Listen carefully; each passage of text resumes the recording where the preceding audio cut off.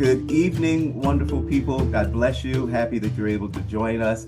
This will be our last podcast for our um, for the event. Saturday, we need you to please make sure that you register before 12 Thursday night. We're expecting to have you there prepared. And on this evening, we'll be talking about intimacy in marriage. And it'll be PG, but if you make the event, we will Lord. it up a little bit. But tonight with us, our darling friends, Kathy, Chester, Dockery. Love you. Love you all. Good evening. Good evening, everybody. How you doing? It's so good to see you guys. We're having a great time. As always, this is always one of our highlights of our week, especially this podcast. Ours too. Good. Yes, indeed. It is good. So we're on our last one. And we're going to be talking about intimacy in marriage. We're going to be talking about faith. We're going to be talking about connection and communication, all under that whole umbrella of how do we get along and still honor our callings and also honoring each other. So we did some homework on our side. As you know, these two wonderful people have been approaching year number 3. And they're making it look real good. Yeah. And we're hitting close to 30. Yeah. I'm still paying her a lot of money to be with me. Oh my. And it is still working out. Run her money. Run her money. Yes, run my money. If you missed last week, you want to go back and see how that works in your relationship. Yes. So listen. The focus tonight is going to be on the insights as we talk about rhythm in our communication and in our marriage, especially around our sexuality. The marriage bed being undefiled. Yeah. We're also going to be talking about the mishandling of God's purpose for intimacy, especially in ministry. There's a timing thing that goes on. And we'll get more into that, especially at the brunch, because we can be a bit more mature for the audience that's in there in person. Yeah. And then the big question is, and I love this question, is have you developed your own system, or are you following someone else's in your intimacy? Yeah. Have you developed your own system? Yeah. Or are you following someone else's? Yeah, that one you have. So, yeah, you got to come to the brunch for that so you can begin to dig a little bit deeper. I will say that, just a little tidbit. We had a couple friend years ago, actually a little bit after we got married, and they would come visit with us all the time, have dinner with us, and the husband would be very upset with the wife because he would play around all the time. Like there was a lot of intimate moments going on every night. And so the man was saying this to the wife, and it caused a whole argument because he would go home and tell his wife, well, Chester's every night. And I'm like, honey, you started a whole argument with these people because they're looking at us like, so yeah, you got to get your own rhythm. Of course, that was not happening every single night. Wait, not happening? Not every single night. Okay, not every single night. But yeah, that's an example of following someone else's rhythm and not your own. So right. And then of course that affected how they flowed. Yeah. How they flowed. When we talk about this word rhythm, it really made me think of the musicians. You know, and I have a little background in that, but I love what I wrote here, which is rhythm is achievable when you play your instrument and know your instrument, and I play and know mine. Right. Right. And then in our playing, we create perfect harmony. Yeah. I like that. Regardless of each instrument's tempo. Yeah. That's good, regardless of each instrument's tempo. Okay, I like that. It's playing two contrasting beats and blending seamlessly. Lord have mercy. Wow, I like that. That's all rhythm. That's all rhythm. And you know what's beautiful about this? He being fresh. That's fine. What is so beautiful about this is that God's intent is for that to be part of the life of our music. Right. Yeah. There's a mishandling. We miss the revelation of the two shall become one flesh. Like that. Yes. There's a revelation in that we're overlooked because of what we've been exposed to. Right. Right. And we're going to talk about that more in the brunch. So we have to keep it above ground, but we will. But I want to give you an insight because what we've been exposed to, I tapped on it a little bit last week when I talked about how we bring, what's your favorite show? What's that show? Which one? Shania. Oh, Love and Basketball. Love and Basketball. You know what I mean? You bring atmospheres that you've seen and that you've learned. Yeah. Unfortunately, so a lot of the men we're exposed in a pornographic atmosphere, and women are exposed in this over romanticized atmosphere. So when we come together, no one has taken the time to communicate what we are bringing to the table, but we're trying to accomplish what we think we know. Yeah. And that's now, a whole conversation. Right. Because keeping it above ground, I don't swing from no chandelier. I'm gonna leave it at that. But those are conversations that we need to have.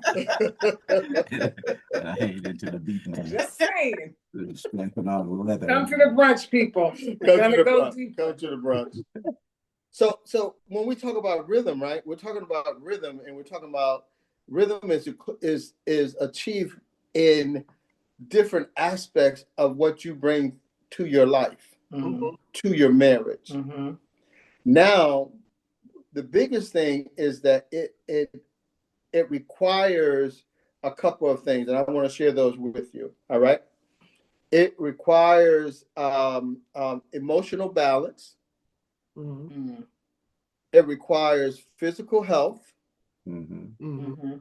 All right. Especially as you mature in your relationship. Yeah. See, we at the brunch, we're going to talk about, the days that you love to chase around the tree, and the days you got that walker saying slow down. Well, yes. So the physical health is very relevant, right? No, my favorite question, because Gil had a back injury some years ago, just before we got married. So my favorite question is, babe, how's your back today? Yes, we gotta know. I love response it is so true. It is so true. And I think what's so beautiful about our reality is that God expects us to communicate on every level at all times. So in our marriage, there cannot be a point of isolation that's not discussed. Right. Yeah. So yeah, my back hurt today. My back hurt.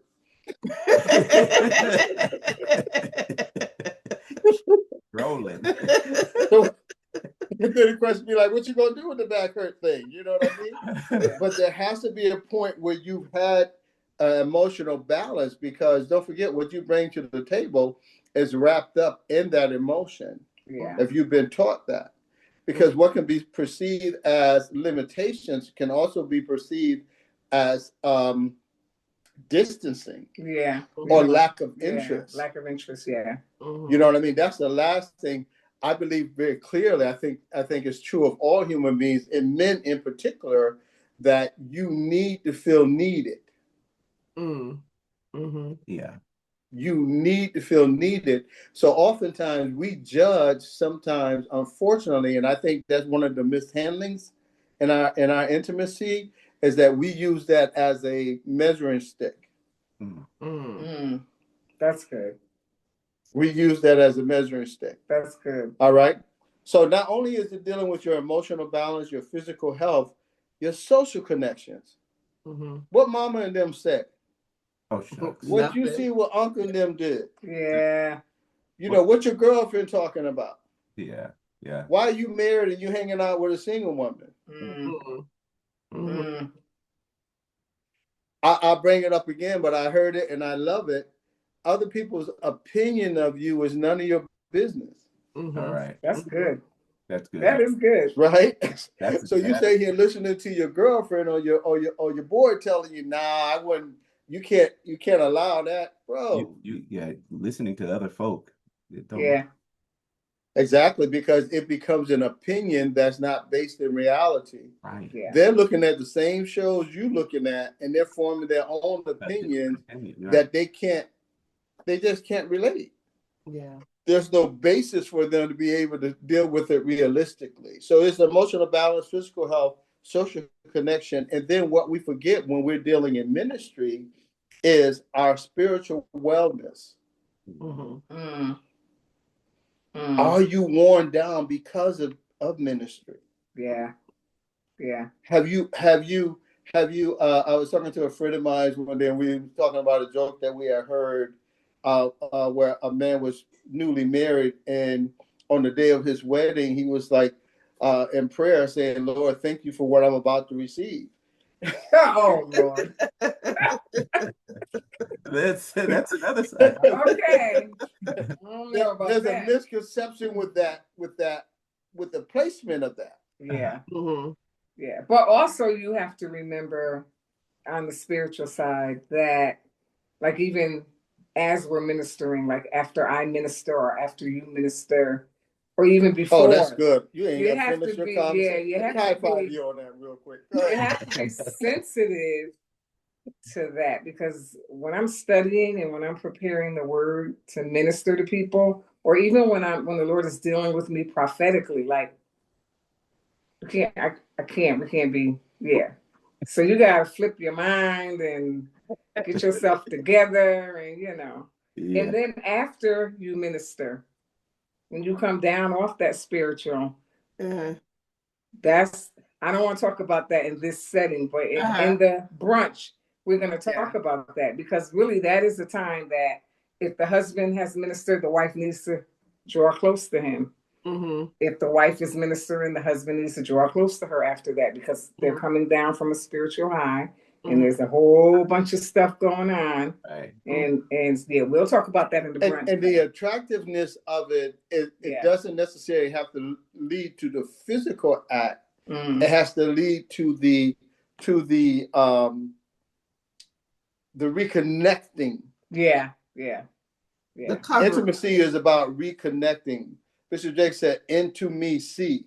Mm-hmm. So if I recognize that as she's ministering, or even when I'm ministering or when I'm teaching, if I'm in a zone and the Lord is dealing with me about something, and as I'm coming down from that, there needs, and I don't want to be too out there, but sometimes there needs to be a release of energy.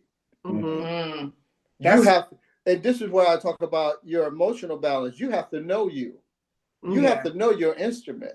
Mm-hmm. Okay, that's for the brunch. Yeah, but I'm just simply saying, I mean, because it's so important, because the spiritual wellness, we have to engage in practices that promote not only spiritual growth and balance, but it brings us together so that we're able to meditate together and that we can pray together and that we can do all the things that are spiritual together without it bleeding into intimacy. Right.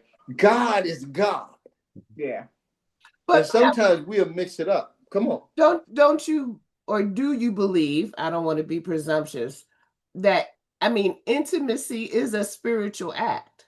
Oh yeah. Yeah. Definitely. Okay. Yeah.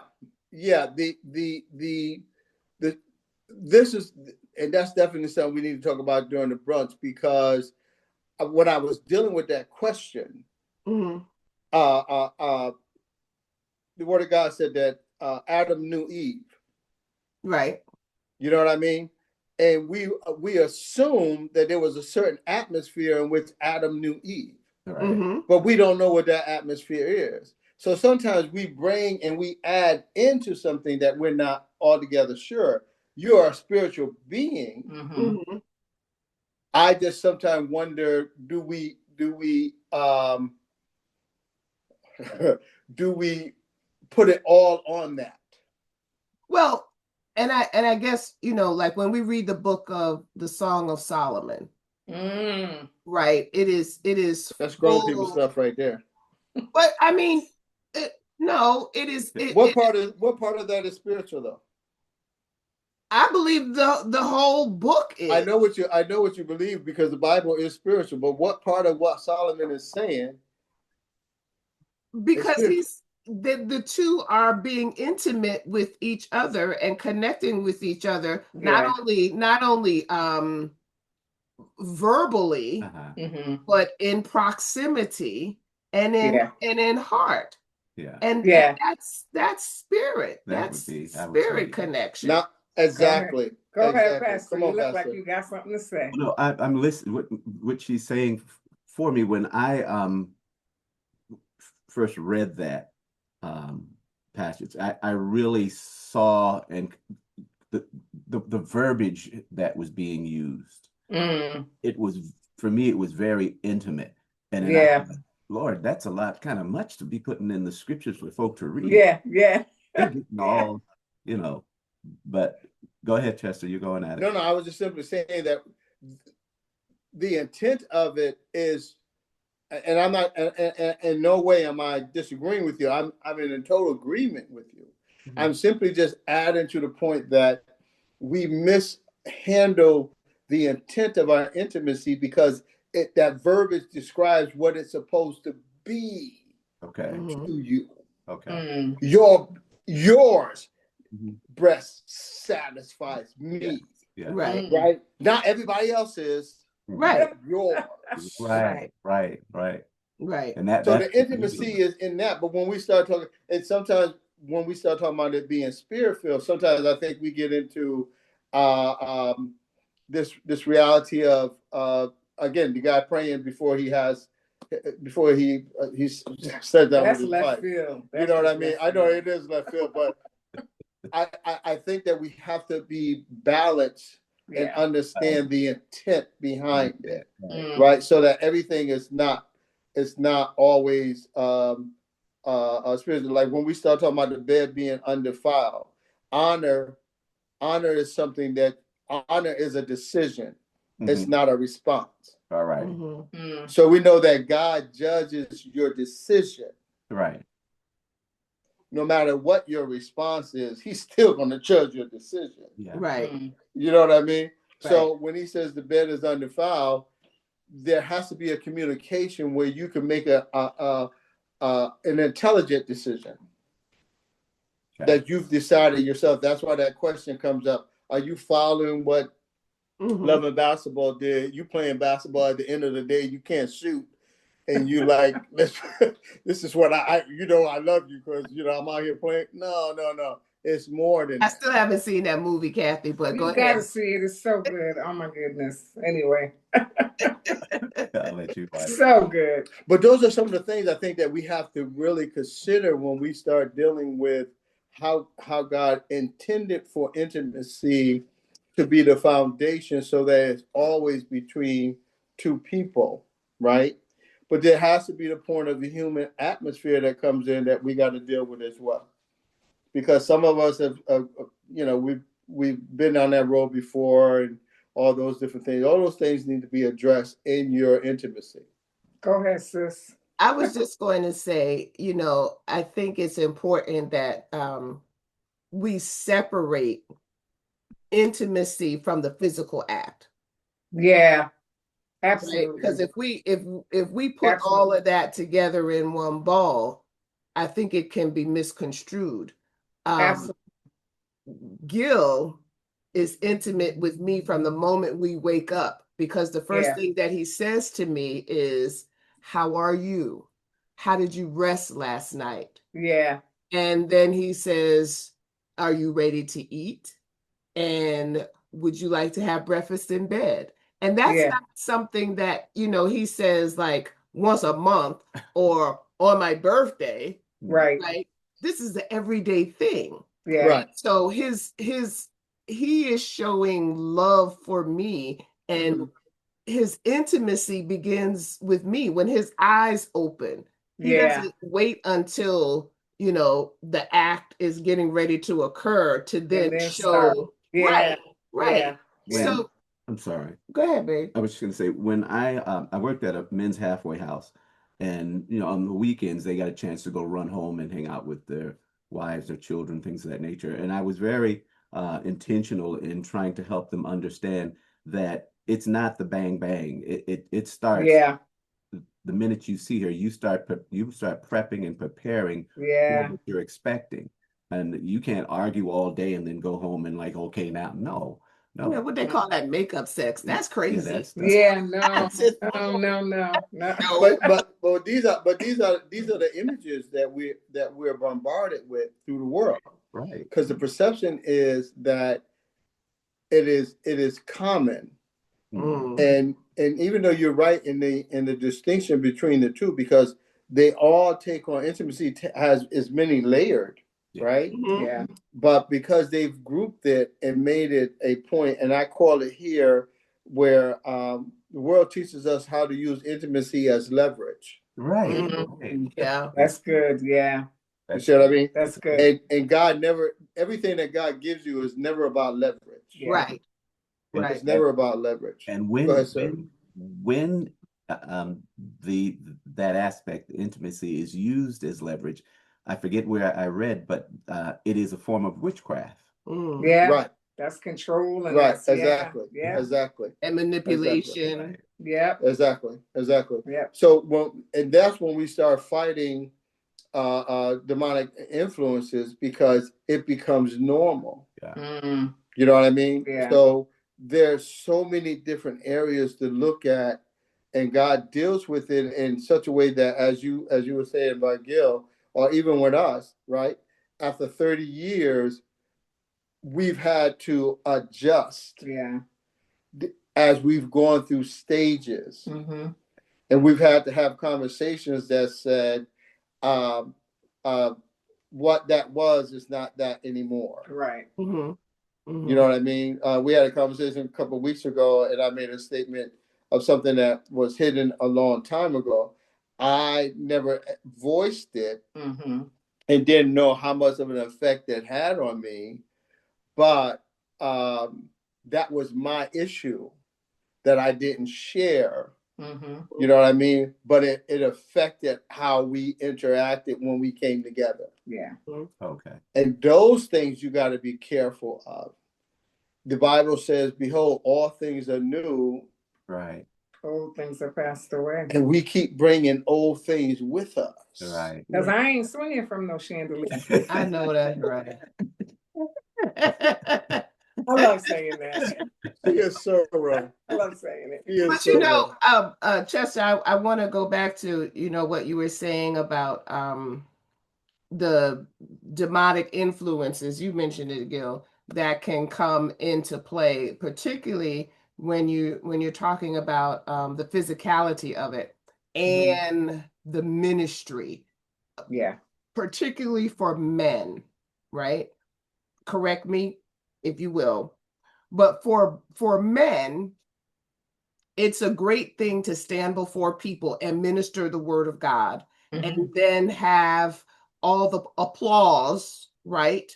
The church is majority made up of women, and so you have all the applause of women and telling you how how great you are and how wonderful you are and how great the word was, right?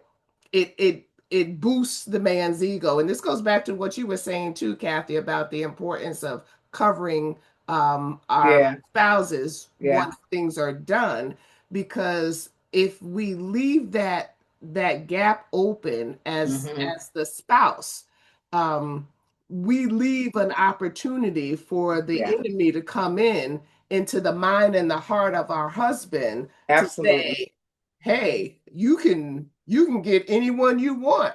Yeah. Look at how they come at you. Yeah. Look at how they celebrate you. Now, the brothers may not see that.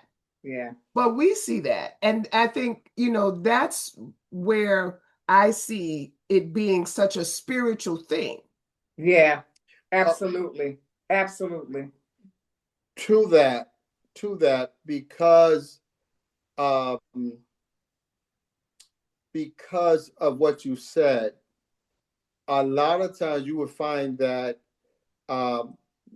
men, if we're going to use that in a loose, because now everybody mindset around that, and that's something we definitely got to talk about at the brunch. But a lot of times the exposure that men are subject to, it is not about the physicality, but about the accolades. Yeah, that's what she was saying. Right. What leads But it's to not about good. it's not about the whole thing of I'm all that. It's about the whole thing of you think that I'm all that, and my wife doesn't. Right. Right. Yeah. And there becomes a point where, again, we're going back to communication, because the adversary is an opportunist. Absolutely. So if there is a point of discord or a state of disarray, whether it be argument or whatever, that man as well as that woman have to overcome or deal with or be honest enough to say, hey, this is what it is, and I'm wrong, or what I'm whatever, so that you both understand that this is an atmosphere you don't want to happen. Right. Because again, Corinthians 7:3-5, right? He talks about we're not to deprive one another. Yeah. Unless it's for agreed upon time frame. Right. Yeah. That's another whole conversation. Right. But there still is this communication and acceptance of our individuality. Right. And then there's a decision that's made. Right. There's and that supports why we cannot use our sexuality as a weapon. Yeah. As leverage. Yeah. Exactly. Because I think one of the things that always cracked me up is I tell Kathy this all the time, where I come from, I was taught that it's something that you get, not something that you give. Yeah. And men like to get stuff. Yeah. You see what I'm saying? Adversary is shrewd, smooth as you want to be. And once you flip it to the point of it's something that you get, not only do you devalue it, because it's expendable, right? You divorce yourself of any responsibilities of it. Right. Right. And that is where God really draws the line. Because in that, as I said again, in 7:3-5, God has a problem when you defile the bed, not only by your action, but by your attitude. And God is so sensitive to our inner attitude. Yeah, that's right. Good. Defiling the bed by your attitude. Your attitude. That's your attitude. Yeah. Ooh, that's for the brunch. Yeah. Yeah, because I mean, how many times do we go to bed angry at our spouse and allow, well, we don't, honey. We don't. We don't. I want to know. No, we really. You're like, tell me. No, we really don't. I mean, I can count on maybe one hand. But I remember my parents, I was thinking about them today. You're so silly. I was thinking about them today. They were married for over 60 years. And their thing, I used to always clown with my dad and say, Dad, what's it going to take for me to get a husband? What should I do? What should I do? And he would say things like, never go to bed angry. Yeah. Always tell your spouse that you love them and always be ready to forgive. Yeah. And that was the pattern that they lived by. Yeah. And it was that was it. That was it. Love that's good. For life, and period behind that ain't gonna be nothing else. Yeah, that's it. Yeah. That's good. That's good stuff. Yeah, it is. It is. Stuff. Yeah. I'm guilty of that. I'm the crybaby here, as much as it's because I'm the one that get mad for 3 or 4 days. Oh, I'd be like, oh my God. You get mad, and then I say, honey, you're wasting time. I say, honey, dramatic don't look good on you. you. When she says that, it makes me so mad. It makes me so mad. You're being really dramatic. Because it's so true. It don't look dramatic. Doesn't look good on you, and it reminds me that that's what actors do. They get paid to overreact. Yeah. And I'm like, Lord, why she know me so well? Come on. I got a life. Right. Yep. But she hit on something there. If you're not praying about your intimacy. Yeah. Oh, yeah. Yeah. Because atmospheres change. Yes. Mm-hmm. And if you're not praying like, Lord, help me to adjust. Right. Yeah. Right. Help me to find you in our relationship. Yeah. The 3 chords, right? Yes. You know what I mean? That's good. We both should be going there now. We have prayer, and we actually need to get back to praying as much as we used to. Speak for yourself. She's so silly. I'm talking about together. Okay. What'd you say, Kathy? I'm on the wall. I'm on the wall. 30 years, I can't. I just can't. I can't. But these things have to be said out loud. Yeah. They got to be said out loud so you can say, hey, yeah, like, I with this whole I'm not hanging from the chandelier. I'm like, I don't need you to hang from the chandelier. But do this though. Yep. That's for the brunch. Don't go there for the brunch. We get to talk about the leather straps and stuff at the brunch. Yes. At the brunch. So this bed being undefiled means that it's not made corrupt, that is not made impure, that is not made unclean. The unclean part got me. Because unclean is your expectation. And your interpretation. Of how we should be. Right. Another conversation you have to talk about. Exactly. What you think is clean, I may not think is clean. I may think, well, that's not, Exactly. So conversation, you have to communicate about that. He also talks about it not being damaged.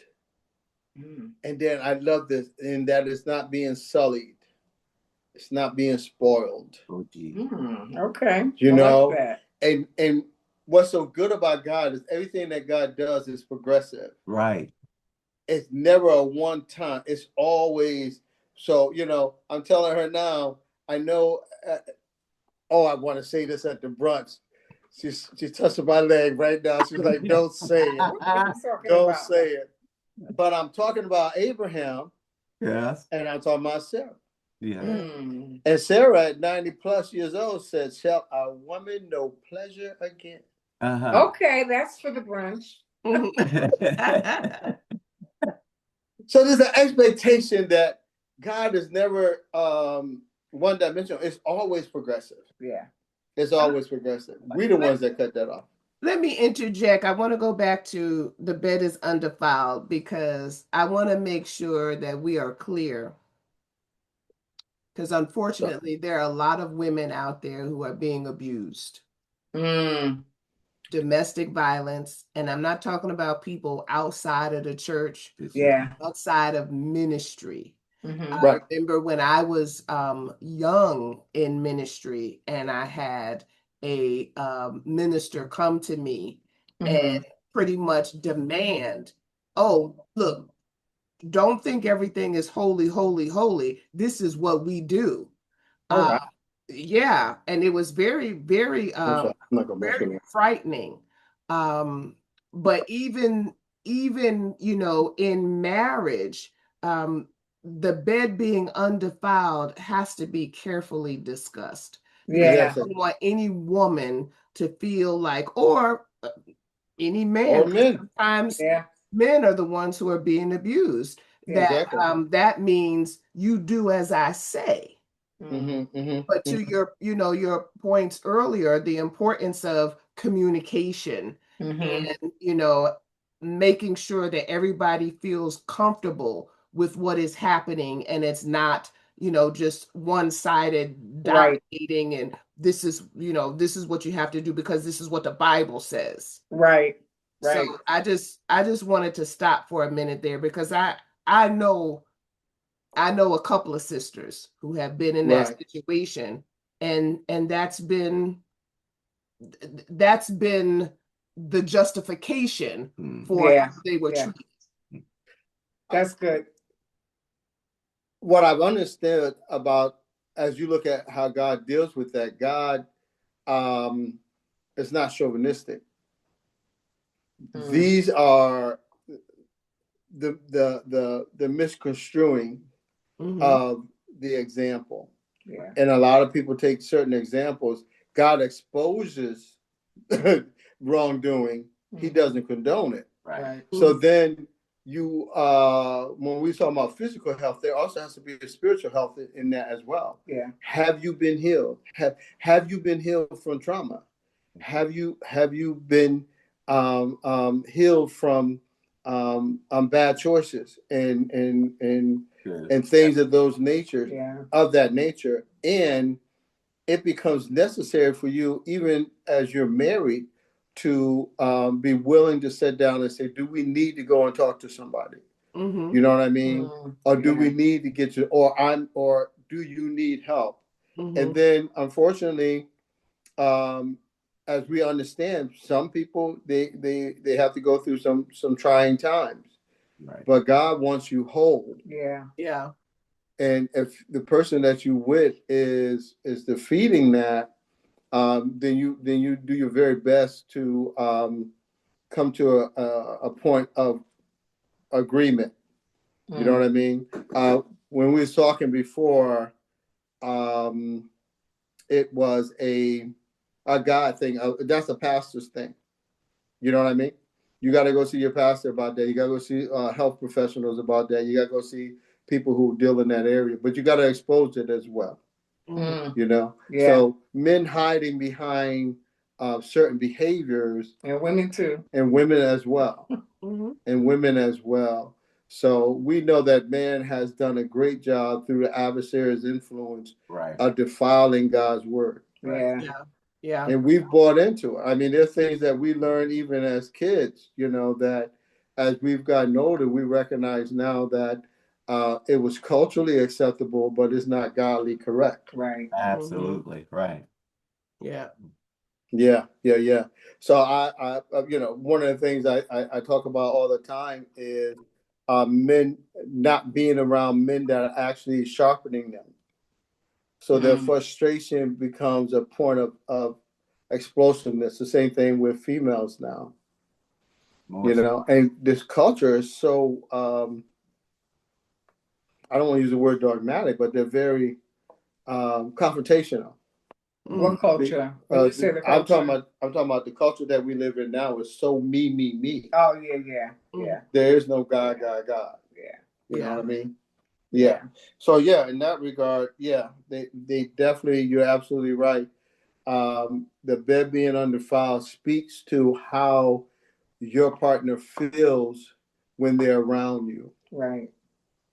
You know, we had an argument one time, and Kathy gave me a look that was so amazing to me, and I was like, "What is wrong?" And I had forgotten that there was some trauma in her background from abuse, and I was like, "Did I do that?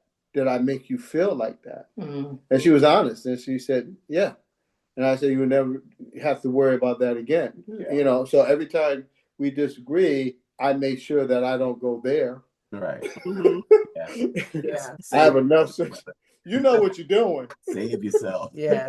Exactly. You know, I want her, and I think this is really good. I heard a woman saying, and this is when we got together, I told her there was a woman that said she knew her husband loved her.